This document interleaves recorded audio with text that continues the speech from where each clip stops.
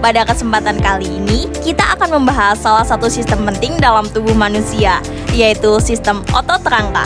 Tahukah kalian bahwa tanpa sistem ini, kita tidak akan mampu untuk melakukan gerakan sekecil apapun, seperti berjalan, berlari, atau bahkan untuk tersenyum.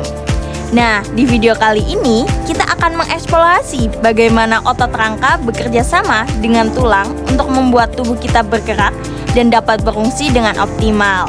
Sebelum itu, kita kenalan dulu yuk. Halo guys, perkenalkan nama saya Yusmi Latifah Bilkis dengan NIM akhir 033. Halo, kenalin nama aku Senanada Afifah dengan NIM akhir 034. Halo, aku Ut Fajar Anggrani dengan NIM akhir 035.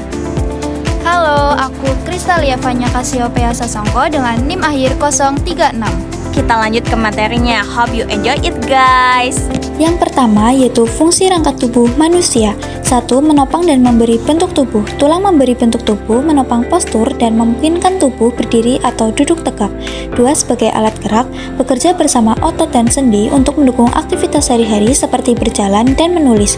3. Melindungi organ vital. Tulang melindungi organ penting seperti otak, paru-paru, dan jantung. 4. Memproduksi sel darah. Sumsum tulang menghasilkan sel darah baru dan menghancurkan sel darah tua. 5. Menyimpan mineral. Tulang menyimpan kalsium dan fosfor untuk mendukung fungsi tubuh.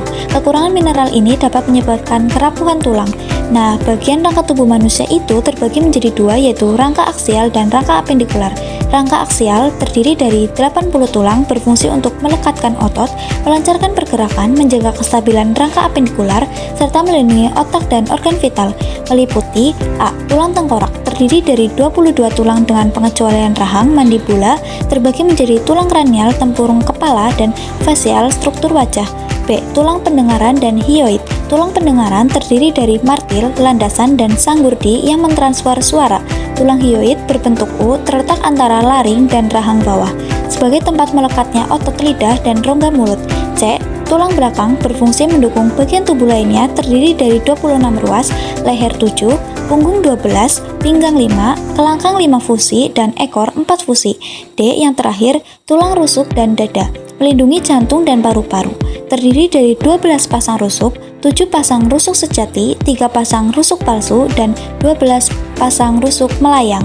Kita lanjut yuk untuk perkenalan juga nih dengan rangka tubuh manusia bagian apendikular.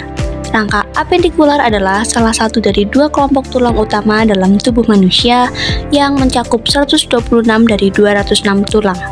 Rangka apendikular terdiri dari ekstremitas atas dan bawah, di mana ekstremitas atas terdiri dari tulang humerus, ulna, radius, karpal, metakarpal, falang manus, serta korset bahu atau scapula dan clavikula. Ekstremitas atas berfungsi untuk manipulasi objek dan tugas motorik halus. Kemudian ada ekstremitas bawah, terdiri dari tulang femur, patella, tibia, fibula, tarsal, metatarsal, dan falang pedis. Ekstremitas bawah dirancang untuk menopang berat tubuh dan terlibat dalam aktivitas seperti berdiri, berjalan, dan berlari. Secara keseluruhan, kedua ekstremitas memiliki struktur dan fungsi dasar yang serupa. Meskipun berbeda dalam peran khususnya, ekstremitas atas lebih fleksibel dan ringan, sementara ekstremitas bawah lebih kuat dan stabil. Lanjut untuk sendi. Sendi adalah titik penghubung antara dua atau lebih tulang yang memungkinkan pergerakan tubuh. Berdasarkan sifat geraknya, sendi dibagi menjadi 3 jenis: sinartrosis atau tidak bergerak, amfiartrosis atau gerakan terbatas, dan diartrosis atau gerakan bebas. Berdasarkan arah geraknya, terdapat beberapa macam sendi, yaitu planeh atau sendi geser, misalnya pada tulang belakang, hinge atau sendi engsel, gerakan satu arah, kondilar atau sendi gulung, gerakan rotasi terbatas, pivot, sendi putar, gerakan berputar, ball and socket atau sendi peluru, gerakan bebas ke segala arah. Yang terakhir ada saddle atau sendi pelana, gerakan dua arah seperti pada pangkal ibu jari. Otot adalah alat gerak aktif yang berfungsi melalui kegiatan kontraksi atau memendek dan relaksasi atau memanjang. Otot memiliki 3 karakter utama. Yang pertama, kontraksibilitas, yaitu kemampuan otot untuk memendek saat bekerja atau melakukan aktivitas.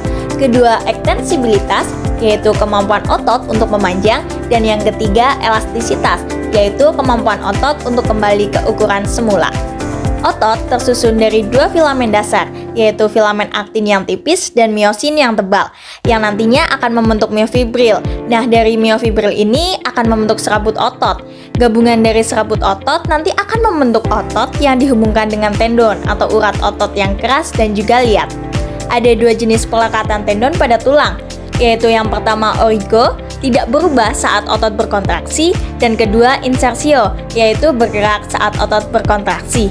Otot yang dilatih secara terus-menerus nantinya akan membesar atau hipertrofi, sedangkan yang tidak nantinya akan menyusut atau atrofi. Jenis otot berdasarkan bentuk dan fungsi. Yang pertama otot lurik atau otot rangka, yaitu otot yang tersusun dari serat-serat dengan garis melintang, memiliki banyak inti, bekerja secara sadar, dan dapat berkontraksi secara cepat.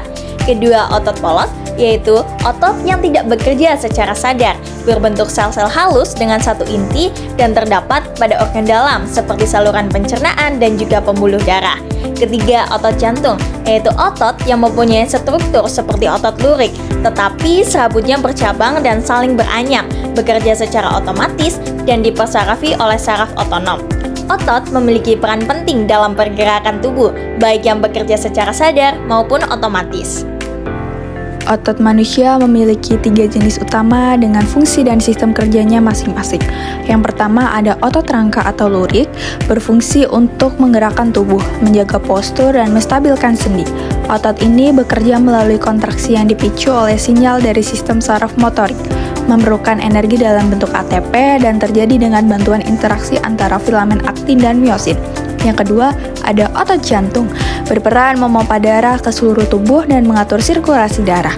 Otot ini berkontraksi secara otomatis dengan ritme berirama yang dipicu oleh nodus sinus atrial atau SA node, menggunakan ATP yang diperoleh secara aerobik. Sementara itu, yang ketiga ada otot polos, mengontrol pergerakan organ dalam seperti usus dan pembuluh darah, serta berperan dalam pencernaan, pernafasan, dan sirkulasi. Kontraksi otot polos bersifat lambat dan dapat bertahan lama, dikendalikan oleh sistem saraf otonom dan hormon, serta lebih efisien dalam menggunakan energi dibandingkan otot rangka. Nah, setelah membahas sistem otot rangka, kita dapat menyimpulkan dari video ini adalah bahwa sistem ini merupakan bagian penting dari tubuh manusia yang bertanggung jawab atas pergerakan tubuh, postur, dan stabilitas. Sistem otot rangka terdiri dari otot-otot yang melekat pada tulang dan bekerja melalui kontraksi dan relaksasi. Sistem ini juga memerlukan sinyal dari sistem syaraf untuk berfungsi dan menjaga kesehatan otot rangka penting untuk mobilitas dan kualitas hidup secara keseluruhan. Pola hidup sehat, olahraga, dan nutrisi yang baik berkontribusi dalam menjaga fungsi optimal sistem otot rangka. Terima kasih yang sudah menonton video kita sampai akhir. Sampai jumpa.